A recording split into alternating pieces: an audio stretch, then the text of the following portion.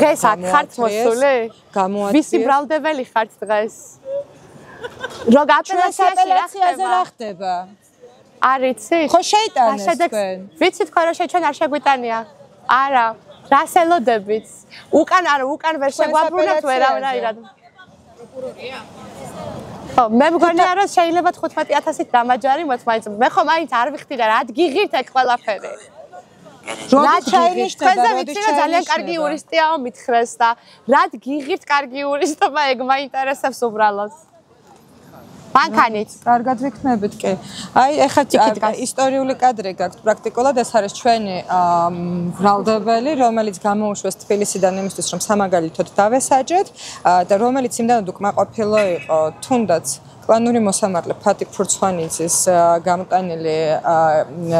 გადაწყვეტილებით, რომ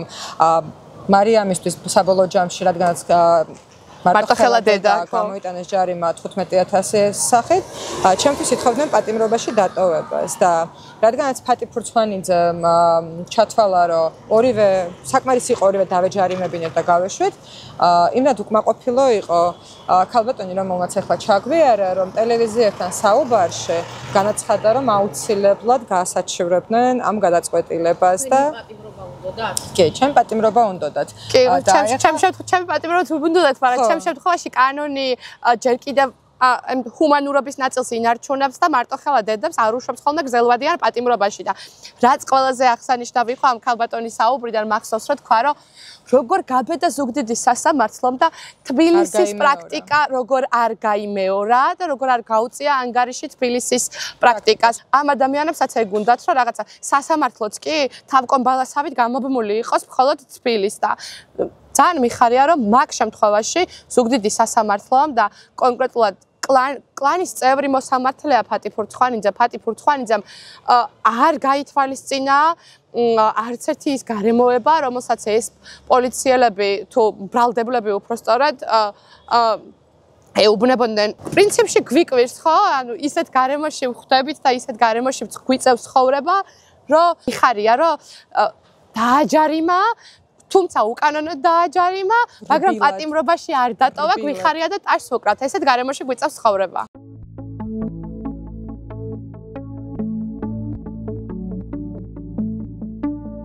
მოკლედ, ესა მოხდა, რომ პირველი დაკავებისას, რომელიც იყო 13 იანვარს,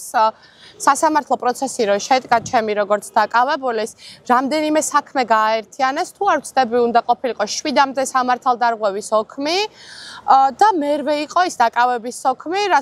სადაც პიროტექნიკის გამოყენებას მედავებოდნენ. 8 და არ ვიცი ოღონდ რადგან ამ ჯარიმებს არ ვიხდით, შესაბამისად არ ვითვლით და არ გვაქვს არც ზუსტი რაოდენობა. კარგად ვიცი სამაგიეროდ ბოლოს რო ჯარიმა ჩამაბარეს,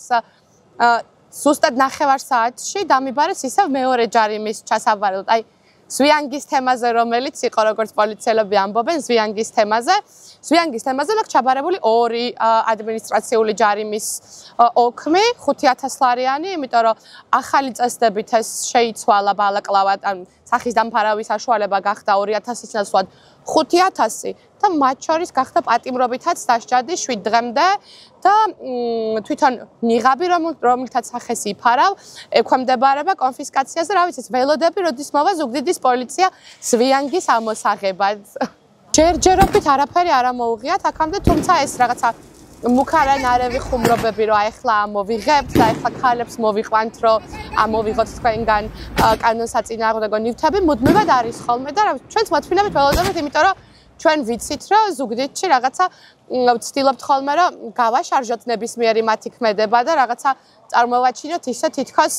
რა ვიცი, თვითონ ცირკის მონაწილეები არიან ან რაღაცა და ამიტომ ველოდებით, რომ ახალი პერფორმანსი ვიღიხილოთ ზუგდიდის პოლიციის შესრულებული, როგორ ამოაქვთ ან ლაზერი, ან ზვიანგის ნიღაბი, ან რა ვიცი, კიდე რას მოიგონებენ, ჯერჯერობით არ ვიცი. გასროლილი პიროტექნიკა მაგალითად შეუძლიათ ამოიღონ, არ არის პრობლემა. ჩვენ საქმეებში წერია, რომ იდენტიფიცირების პრობლემა არ იყო, ჩვენ დავისაჯეთ, ასე ვთქვათ, სისტემისგან კანონის დემონსტრაციულად დარღვევისთვის. ვაჩვენებთ თან ზუგდიდის პოლიციასაც და ზოგადად პოლიციურ რეჟიმს, რომ მათ მიერ ინიცირებული სადამსჯელო კანონები, რომლებთაც უბრალოდ იმისთვის წერენ და კერავენ და ჭრიან და კერავენ, რომ დაისაჯოს ნებისმიერი მოქალაქე, რომელიც ბედავს წინააღმდეგობაში ყოფნას, რადგანაც ვთქვით, რომ არ ვაღიარებთ ამ კანონებს და მივიყვანეთ ეს საქმე ბოლომდე, მე ვთვლი, რომ აწი სამოქალაქო საზოგადოებამ, ხალხმა, წინააღმდეგობაში მყოფმა საზოგადოებამ ახალი ფორმები უნდა მოიკვლიოს, მოიძიოს, ჩვენ არ უნდა მივსდებდეთ უკან თვითონ რეჟიმს, რომელიც იგონებს რა კანონები შემოიტანოს ჩვენს დასაჯელოდ, ჩვენ უნდა ვქმნიდეთ ახალ დღის წესრიგს, რომ თვითონ მოგხსნებდნენ კუჩა, ნახოთ რამდენ რაღაცაზე არიან წამსვლელები იმისთვის, რომ სამაგალითოდ დაისაჯოს ყოველი აქციის მონაწილე და მე მგონია, რომ ამის ძალა აქვს საზოგადოებას, ხო? ჩვენ გვაქვს იმის ძალა, რომ მუდმივად ახალ ფორმას ვაკვლევდეთ და მუდმივად ახალი ძალით შევდიოდეთ ამ წინააღმდეგობაში რეჟიმთან. ეს ჩემი ჩუსტებით და ხალათით მისვაც ზუსტად მაგას ამბობდა, რომ იმდენჯერ მიმიყვანეს, რომ სულ ერთი გახდა ჩემთვის, რითი მივალ და რა თქმა უნდა კიდევ ერთი ხერხი იყო სისტემის დასაცინად, სასამართლოს დასაცინად და ადამიანებისთვის იმის საჩვენებლად, რომ საერთოდ არაფერი არ არის საშიში, პირიქით, თუ ჩვენ არა გვაქვს მაგალითად, რა ვიცი, არანაირი იარაღი ხელში, არანაირი ძალაუფლება ხელში, გვაქვს რაღაცა ცინიზმი, გვაქვს იუმორი, რომლითაც შეგვიძლია ვებრძოლოთ რეჟიმს და ადამიანებს დავანახოთ, რამდენად სასაცილოები არიან ისინი საშიშებთან ერთად და როგორ შეგვიძლია ჩვენი იუმორით ეს შიში გავანეიტრალოთ. რამდენიმე სასამართლოს შემდეგ მოსამართლეებმა დახურეს სასამართლო მედიებისთვის და აღმოჩნდა, რომ ხო, მაგის ეშინიათ, რომ აი პიროვნულად რო კონკრეტულად მოსამართლეები რო საზოგადოების მხრიდან აღარ დაიცინონ, იმიტომ რომ ახლა დარწმუნებული ვარ, რომ თბილისში ზუგდიდის რიგითი მოსამართლე არავინ იცის, მაგრამ დაამახსოვრდება იმით, რომ მას ცირკის მუსიკა ჩაურთეს, ან მას კითხეს სასამართლოზე, რომ აი Wi-Fi არა გვაქვს და როდის დავაყენოთ, ამით ამახსოვრდებათ და მათთვის არის ეს დისკომფორტი ერთგვარი, იმიტომ რომ იციან რა რეაქცია მოყვება ხოლმე ამას საზოგადოებისგან. რეჟიმს ეშინია ჩვენი ერთობის, რეჟიმს ეშინია პროტესტის და ჩვენ კარგად ვხედავთ, რომ ისინი მუდმივად იგონებენ ახალ კანონებს, რომ რაღაცნაირად პროტესტი ჩაახშონ. ნახეთ, ჯერ არის პროტესტი, შემდეგ არის კანონი და კანონს არგებენ პროტესტს იმისთვის, რომ ნაკლებად საშიში გახდეს მათთვის ეს პროტესტი და ჩვენ ვაგრძელებთ ამ პროტესტს, არ გავჩერდებით, იმიტომ რომ გვყავს ძალიან ბევრი რეჟიმის ტყვე, რომლებმაც იბრძოლეს ჩვენთვისაც, ჩვენი შვილებისთვისაც და ახლა ჩვენი ჯერია, რომ მათი თავისუფლებისთვის ვიბრძოლოთ. ნამდვილად ეშინია რეჟიმს ჩვენი კონსოლიდაციის და ხიდების გამონახვის საზოგადოებაში, რომლის პოლარიზაციაზე და დაყოფაზე ძალიან დიდხანს იმუშავეს. ხო, ეს ყველა ხვდებით, რამდენად საშიში არის ნებისმიერი პოლიტიკური ძალისთვის, ნებისმიერი სისტემისთვის და მით უმეტეს რეჟიმისთვის, რომელიც ცდილობს, რომ დიქტატურა და რაღაც ავტოკრატია ჩამოაყალიბოს, მაგრამ ამავე დროს ძალიან საინტერესო რაღაცაზე ვფიქრობდი, რომ ასევე სისტემას ეშინია ადამიანობის საკუთარ სტრუქტურებში მომუშავე ადამიანების ადამიანურობის, ჰუმანურობის გამოჩენის და ხვდენია იმის, რომ ვიღაცამ შეიძლება გამოიჩინოს აქციების მონაწილეების მიმართ ეს ადამიანობა. ძალიან ხშირად ხდება ესეთი ფაქტები, რომ თუნდაც ჩვენ სასამართლო პროცესზე, ჩემს და მარიამის სასამართლო პროცესზე გომელაურის უწყებამ გამოუშვა ორი ბრალდებელი თბილისიდან, რომ ჩვენი სამაგალითო დასჯა მომხდარიყო და ერთ-ერთი ამ ორი ქალბატონისგან იყო ზუგდიდელი ახალგაზრდა ქალი და ის, აი, ჩემი ღრმა გაგებით და ჩვენ თუ გადავხედებთ სხვა საქმეებსაც, რომელიც თბილისში ასევე წარმოებული არის, თუნდაც ახალგაზრდებთან ძალიან ახალგაზრდა პროკურორებს უშვებენ და ასე შემდეგ. განზრახ ყოველი ჯგუფისთვის მოყავთ ის ადამიანები, ვის გაფუჭებასაც ბჭყალებში ვამბობ ამ სიტყვას, თითქოს ჩვენს თვალში მოახერხებენ. ზუგდიდშიც ეს ქალბატონი გამოუშვეს ზუსტად იმისთვის, ეს ახალგაზრდა ქალი, რომ ზუგდიდში ყველას ცოდნოდა ვინ მონაწილეობდა ჩვენს წინააღმდეგ ამ პროცესში და ვინ დაგვისვეს მოპასუხე და ცდილობენ ერთმანეთი ჩაითრიოს, სისტემას ცდილობს, რომ ერთმანეთი ჩაითრიოს აი ამ ვარდნაში, რომ ყველა ერთმანეთთან იყოს გადაჯაჭული და ყველა ერთად დაისაჯოს საბოლოო ჯამში და სახე არავის აღარ შერჩეს ადამიანურობის და ჰუმანურობის სახე სტრუქტურას თითქოს არ უნდა შერჩეს და მგონია რომ აი ეს არის ამათი სირცხვილიც ერთდროული და შიშიც ისინი თანმიმდევრულად ცდილობენ რომ საკუთარი თანამშრომლები საკუთარ სტრუქტურაში მომუშავე ადამიანები გატეხონ აი ამ ადამიანობის წართმევთ რა დეჰუმანიზაციით როგორც ეს დეჰუმანიზაცია აი ჩვენი დეჰუმანიზაცია ხო სხვანაირად აქ აი რაღაცნაირ მტერებად გვაცხადებენ საზოგადოების მათ კი ყოველგვარ აი ადამიანურ გვაჩვენებენ რომ ისინი ყოველგვარ ადამიანურ გრძნობებს მოკლებულნი არიან რაღაც სისტემის ხელში ცარიელი იარაღები ინსტრუმენტები მხოლოდ სადამჟელო ინსტრუმენტები და ამას გამუდმებით გვიჩვენებენ მათ დემორალიზაციასაც ახდენენ შესაბამისად ჩვენშიც ცდილობენ ამ დემორალიზაციის ფონზე გამოიწვიონ ბრაზი და ანუ ამ ბრაზის დემორალიზაციის და ერთმანეთთან შეჭიდების ფონზე სადაც თან თვითონ თითქოს სინდის გამოცდილად გვიჩვენებენ სისტემას ბუნებრივი არის მოლაპარაკება და კონსოლიდირება შეუძლებელი ხდება და ამ დაშორებით ამ ჩვენ შორის ამ უკიდეგანო რაღაც თხრილის გაფართოებით მუდმივად ცდილობენ რომ დაგვტოვონ იმ პოზიციებში, იმ მტრულ პოზიციებში, სადაც ვიმყოფებით. ცრუ მოწმეებზე ჩვენ გქონდა ესეთი ის გქონდა მე პირადად, იმიტომ რომ ძალიან ბევრი სასამართლო მქონია აქამდე ზუგდიდში ადმინისტრაციული წესით, სხვადასხვა რა ვიცი წარწერის გაკეთების გამო, ბანერის გადმოფენის გამო და ზუსტად ვიცოდი ვინ იყვნენ თრუმოწმეები და ზუსტად ვიცოდი ვის მოიყვანენ სასამართლოზე და ახლა ეს პრაქტიკა არის შეცვლილი და მახსოვს ერთ-ერთ სასამართლოზე ვუთხარი პოლიციის უფროსს რომ ახალი თრუმოწმეები მოყავს და ახალი ბიჭების გაფუჭება უნდა ესეთი ტერმინით ვიმართა რომ ცდილობდა რომ ახალი ბიჭები გაეფუჭებინა თანამონაწილე გაეხადა იმ შეცდომის იმ დანაშაულის, რასაც თვითონ ჩადის და ხო, აი კერენის იმას რომ რაც შეიძლება მეტი ადამიანის ჩათრევა უნდათ ამ ყველაფერში და ექმნებათ უხერხულობა, იმიტომ რომ არიციან ხოლმე წინასწარ რა კითხვები შეიძლება მოდიოდეს მათ მხარეს, ხო? და ტყუილში იბლანდებიან ხოლმე ძალიან ხშირად და ნერვიულობენ, რამდენიმე მათგანისთვის შემიმჩნევია ნერვიულობა, რაღაცა კანკალი ხელის არ არის მარტივი მათთვისაც ეს ამით გაკეთება და მე მჯერა რომ ჯერ კიდევ არიან მათ რიგებში ადამიანები რომლებსაც გონიათ რომ ეს პროტესტი სწორია მაგრამ გონიათ რომ მათ გარეშე გავალთ ფონს და მათ გარეშე დავამარცხებთ რეჟიმს და ამ ადამიანებს მინდა ახლა ვუთხარო შეუძლებელია რომ მათ გარეშე ეს ყველაფერი მოხდეს ჩვენ კი ვდგავართ და ვდგავართ მყარად და ვდგავართ უშიშრად მაგრამ მათი მხარდაჭერაც გვჭირდება და თუ პირდაპირ არა რაღაც ხერხებით უნდა გვაგრძნობინონ რომ ჩვენკენ არიან რეალურად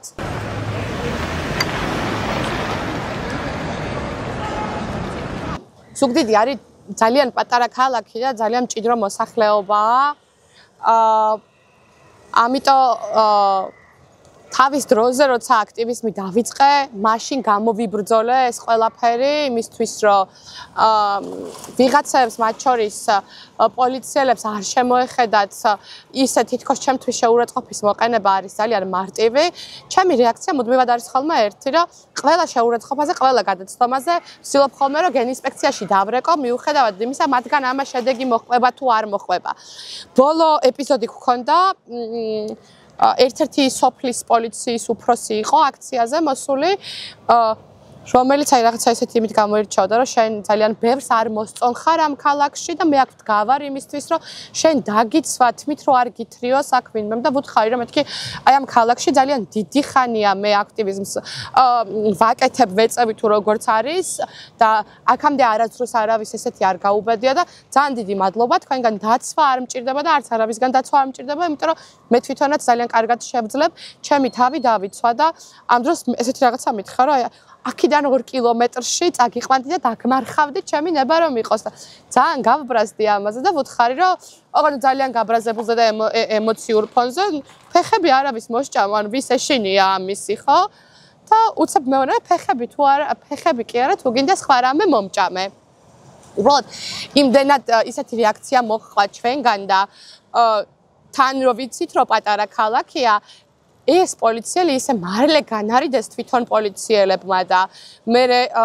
ხო ვიღაცის ბიძაშვილი მუშაობს, ვიღაცის მეზობელი მუშაობს პოლიციაში და შიდა ამბებს ესეა თუ ისე ვიგებთ და ეს ბიჭი იმ დღის შემდეგ აქციაზე არ მოსულა, არ გამოჩენილა აქციაზე. ვიცით რომ მასთან იყო საუბრები, რომ შეცდომა მოუვიდა და არ უნდა ეთქვა ესე და რაღაც, თუმცა რეალურად სამართლებრივ რეაგირებას ვერ ვაღწევთ და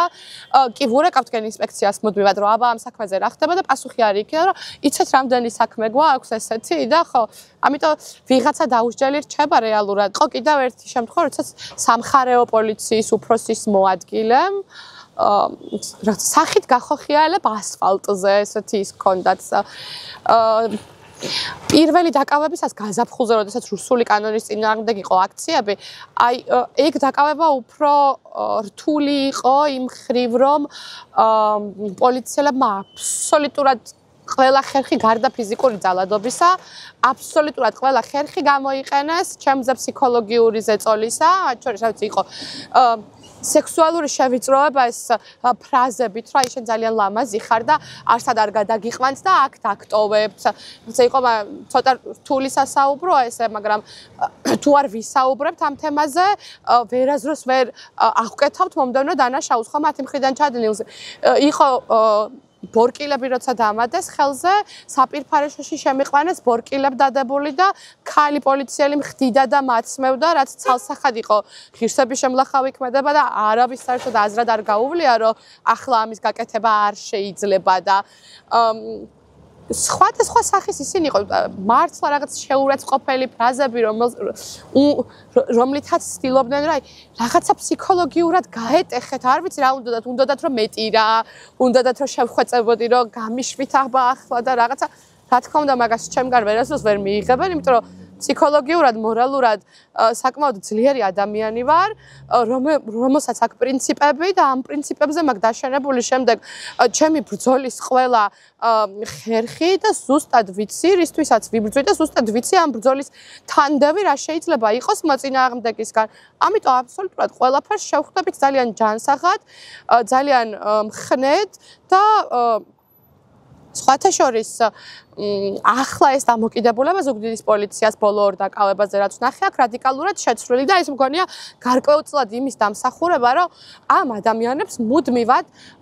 ქუჩაში გამვლელად ნახვის დროსაც კი ვახსენებდი იმას, თუ რა გააკეთეს, რა იკადრეს მათი თანაქალაქელი ახალგაზრდა ქალის წინააღმდეგ, ხო და რა გარკვეულწილად მგონია, რომ მაგანაც იმუშავა, რომ თანხმებისთან დასწრებით ცოტა უხერხულშიც რომ აგდებ და მუდმივად რომ უმეორებ, რომ აი შენ ეს მითხარი, შენც რომ მოწმე იყავი, რაღაცა მოქმედებს მათზეც ფსიქოლოგიურად ეგ ყველაფერი. საქართველოს ქალებს 90-იან წლებში საკუთარ ზურგზე აქვს ნათრევი. უძლიერესი ქალები ყავს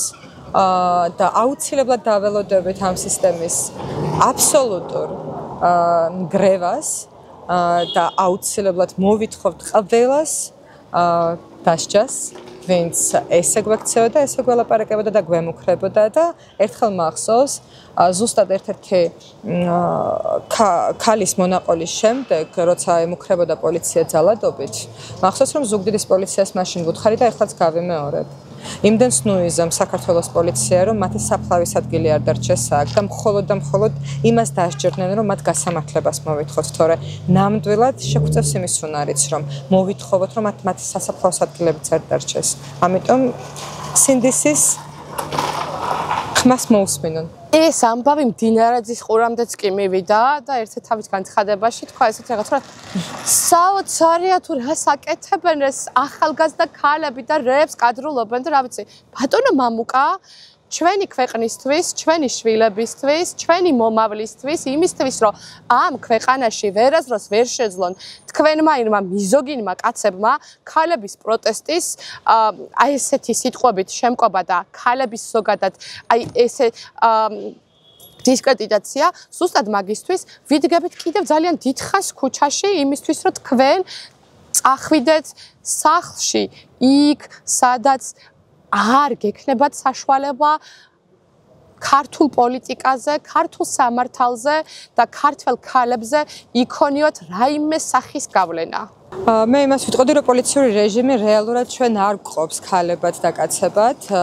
ეს გენდერული დაყოფა, რასაც მეც პრინციპში ვეწინააღმდეგები, უბრალოდ საჭირო ხდება ზოგი საქმის კვალიფიკაციისთვის, ხო? იმიტომ რომ